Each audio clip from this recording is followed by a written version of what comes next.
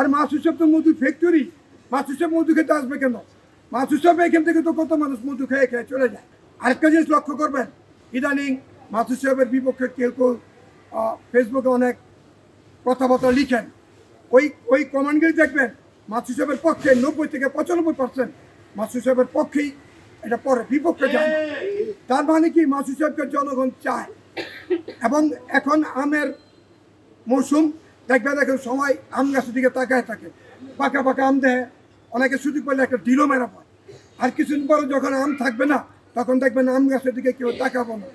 এখন সবাই মাসুদ সাহেবের দিকে তাকায়, তার কারণ 2-4 জন যারা সম্ভাব্য নারায়ণগঞ্জ 5 আসনের সদস্য প্রার্থী, তারা চিন্তা ভাবনা করে ফেলেছেন যে আগামীতে মনে হয় আমাদের আর রুটি হালুয়া খাওয়া হবে না, আগামীতে মাসুদ সাহেবই এই আসনের নমিনেশনটা পেয়ে যাবে।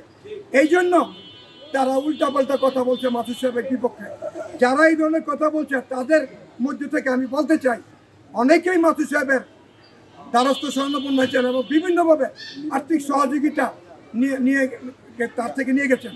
আমার নিজ হাতে আমি 5 লক্ষ টাকা যে কোনো এক, যারা এখন বড় বড় কথা বলে, আপনি তোলেন, আমার নিজ হাতে আমি 5 লক্ষ টাকা তার হাতে দিয়েছি। আমি নাম বলবো না, নিশ্চয়ই লোক আমার আজকাল এই কথা শুনলে বুঝতে পারবে যে কে সেই লোক। এখন উনি আবার বলে মাসুদ সাহেব নাকি মধু খাইতে আসছে। আর মাসুদ সাহেব তো মধু ফ্যাক্টরি, মাসুদ সাহেব মধু খেতে আসবে কেন? মাসুদ সাহেব এখান থেকে তো কত মানুষ মধু খেয়ে খেয়ে চলে যায়। যাই হোক, মাসুদ সাহেব আমাদের নিষেধ করছে যে আপনারা আমার নামে যে যাই বলুক, আপনারা কেউ তাদের নামে কোনো বিপক্ষে কোনো কথা বলবেন না। এই জন্য আমাদের মুখে তালা, আমরা কথা ইচ্ছা করলেও বলতে পারি না।